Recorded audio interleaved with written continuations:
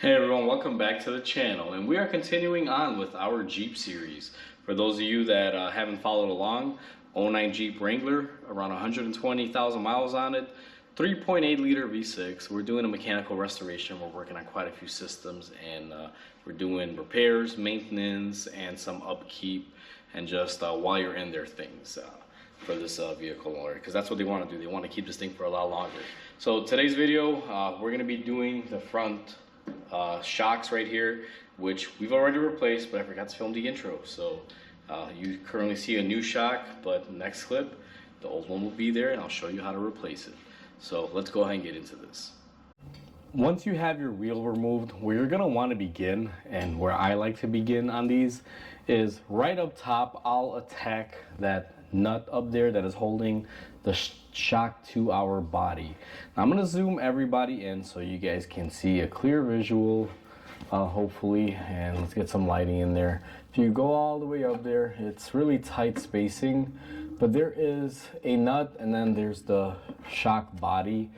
And you're gonna have to get in there. Now it's really tight spacing, and here's the problem with this. Normally, what I would do is get in there with some heat and just blast that nut off top and make my life easy. Problem with these Jeeps is that right above here is like a plastic tray that holds on the ABS components and a few other things, so can't really do that.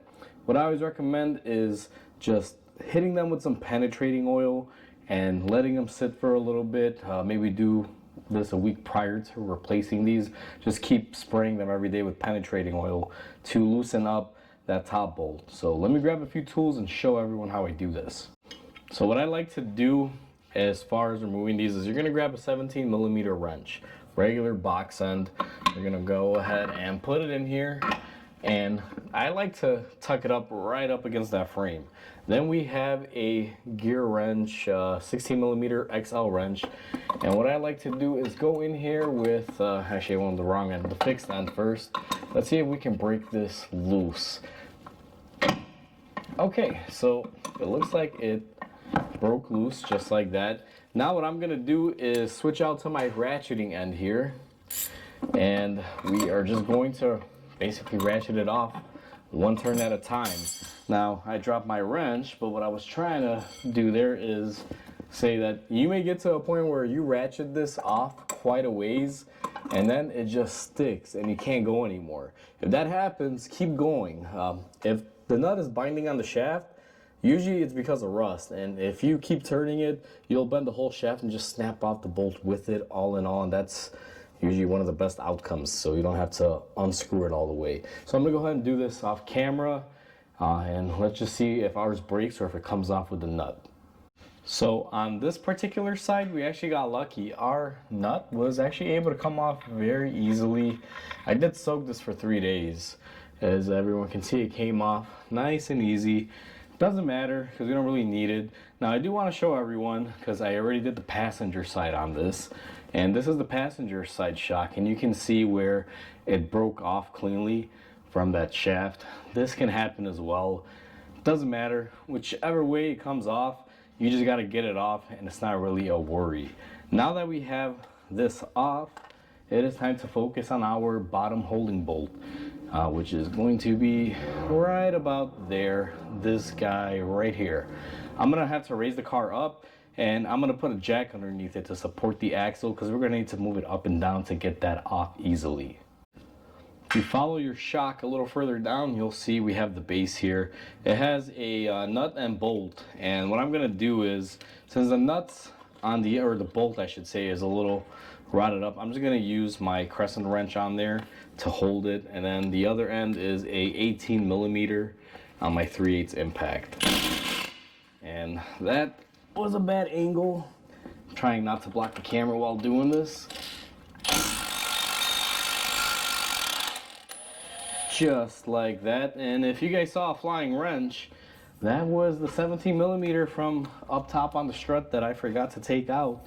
Kind of rattled itself loose and almost took out the camera, I think. I gotta replay that back and see what happened. But it didn't hit anything, so we're good. So now with that removed, this bolt, you're gonna need to save it. And what I do at this point is we're going to take our handy jack that we have here for our lift. I don't know what they call these, but I just call them jack lifts. And we're gonna put some pressure on that axle, and that's gonna allow us to do is to easily remove that bolt. On these, I don't believe this axle will come down flying at you, or the spring, if the shock is unbolted, but it's always good to be cautious because you never know. But in this scenario, it really didn't do that.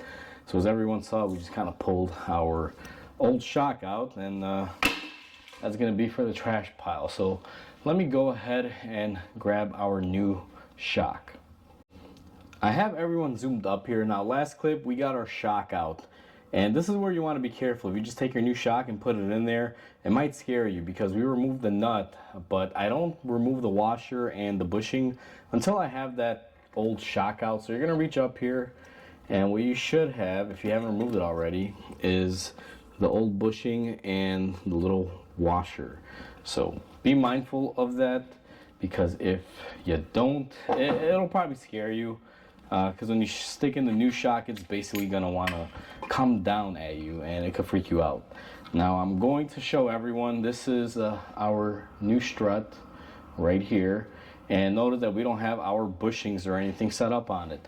So we have to set that up. Now let me see if I can grab a bushing here. Now this particular application, they're going to be giving you 2 of these washers. You notice that the spacing on one of them is different. So for example, if we take this and we put it on, notice how it stops right there. That tells you it's not the right washer.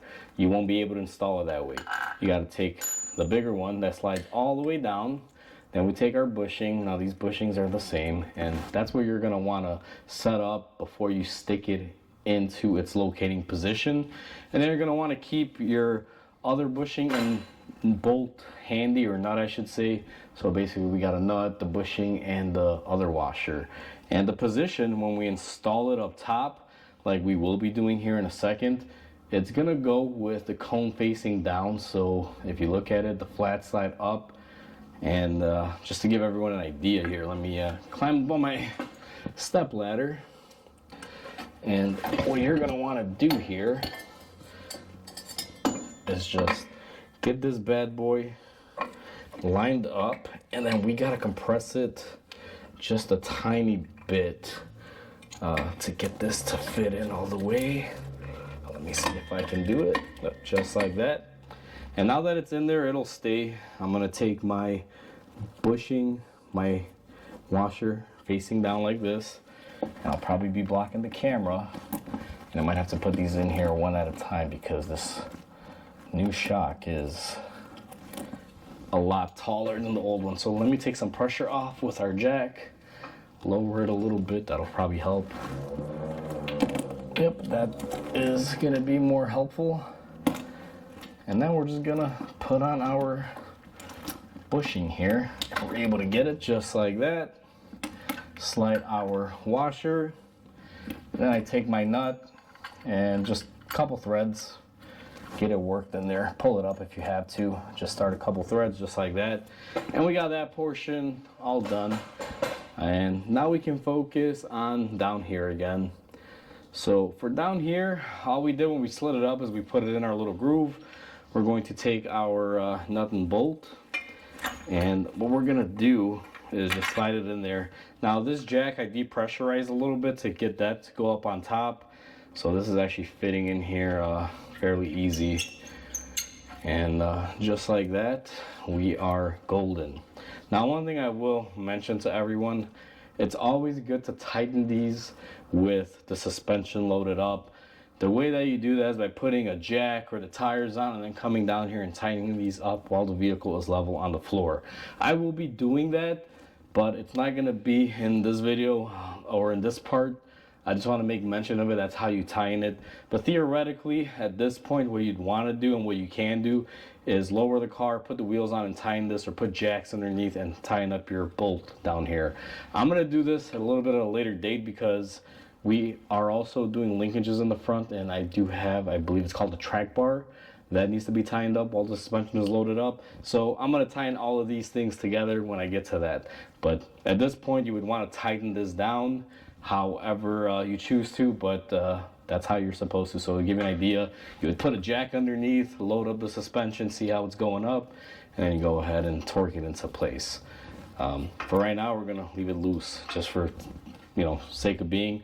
The reason why I do this is so you don't put this bushing in a, I guess you can say, twisted state and cause the bushing to wear out prematurely, just as a heads up. And if you don't really care about that, then just go ahead and zip it on right now. So now that your shock is installed and you're getting ready to tighten up this top nut on it. Now I don't have the nut, I threw it away, but I almost forgot to mention this to people. If you are having a hard time because the whole shaft is moving, and you'll see how I do it in the video here in the next clip, but if you have trouble, what you can do is, if you noticed, if the video will pick it up, we have some flat spots on the top of this strut rod, or whatever you want to call it, or shock rod. What that is for is for you to put a Allen wrench or crescent wrench, whatever you prefer to call it, and basically grab this here while your wrench is on it to tighten up the other portion of the bolt. So in essence, basically, you would have everything set up. Now it is tight, it is kind of a pain to do this on the car, but you would grip something here like vice grips or a crescent wrench while your ratcheting wrench is down here, and you can ratchet it away while holding the center shaft, so that way this doesn't all spin together. I don't have that issue here on this one, as you're going to see in a second. The way I do it is, since the whole little cover and this on my new strut is all solid one piece, I just turn the collar here a couple times so I tighten that bolt up to snug, and then I just start ratcheting it with my wrench while I'm holding the collar, because they're all one piece, and that's how I basically tighten mine up. These don't take a lot of torque. Don't go to pound town on them and try to go crazy. Once it snugs up and you feel it's nice and tight, that's pretty much it. Don't overdo it, because you will break this if that is the case.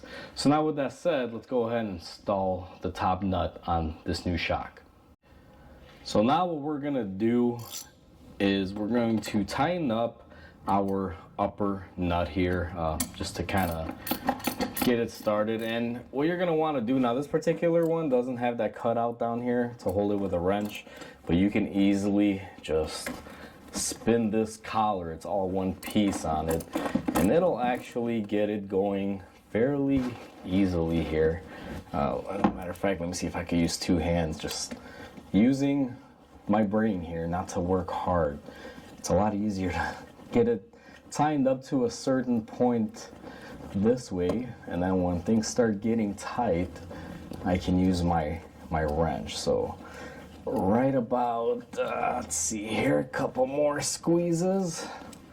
And yeah, guys, being a mechanic is great and all, but sometimes use your noggin and be smart, work easy, because this is all attached to the shaft. So all right, there we go, nice and tight and snug. So now what I'm gonna do, go ahead and just tighten this. It's gonna take a little bit, but we're just going to power through it. So once you get this tightened up, you're pretty much golden and done.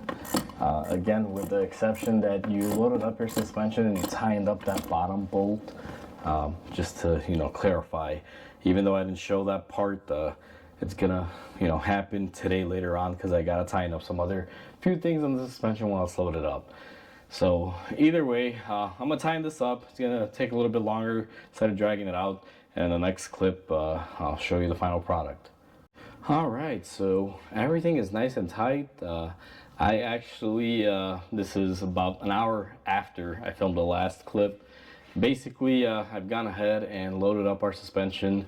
We tightened up our bottom bolts and everything as well. Basically, I put the car on jack stands on the front axle, lowered it, tightened all of my suspension components, and then raised the back up off the jack. So we are pretty much done.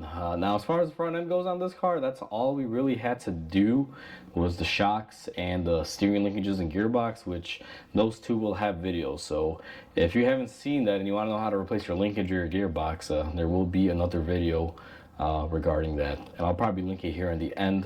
So be on the lookout for that if you're interested in watching that. But I'm gonna call this a wrap. We are done with our shock absorber in the front. Now, I did do the other side already as well. It's identical to this, same exact thing, so there's no point to show it twice. We're all aware that it's pretty simple. So what you do on this side is how you would do the passenger side, and what we use as a reference or as a showcase is our driver's side. Alright, so we are all said and done. It's pretty straightforward and easy. Now this video is super easy looking, and I do want to warn everyone, I did hit these with penetrating oil for a long time. I mean, this truck's been here for about 4 or 5 days now, and every day since I've had it on my rack, I've been hitting it with PB Blaster, twice a day, once in the morning, once in the evening before I leave. And the shocks are kind of the last thing that I'm doing here because I want to give them time to soak up. And that's what I wound up doing, and as you can see, it worked out for me. On the passenger side, the bolt was spinning until it broke the shaft, which I couldn't care for. I'm still able to get it off. And on this driver's side, it came off the way it should usually be if we weren't all rotted up and rusted down here. But either way, it's not the case. As you guys see, pretty simple, quick, and easy if you can get your hardware off. It's not really that complicated. The biggest thing to watch out for, just make sure you have something underneath the suspension in case your spring decides to pop out on you, which not really an issue for me in this case. I didn't really get too precautious, but definitely recommend having something underneath there loading up the suspension just in case. So with that said, hopefully everyone enjoyed this video. Like always, comment, like, and subscribe because it definitely helps the channel grow. I hope everyone has a wonderful day, and I'll catch you on the next video.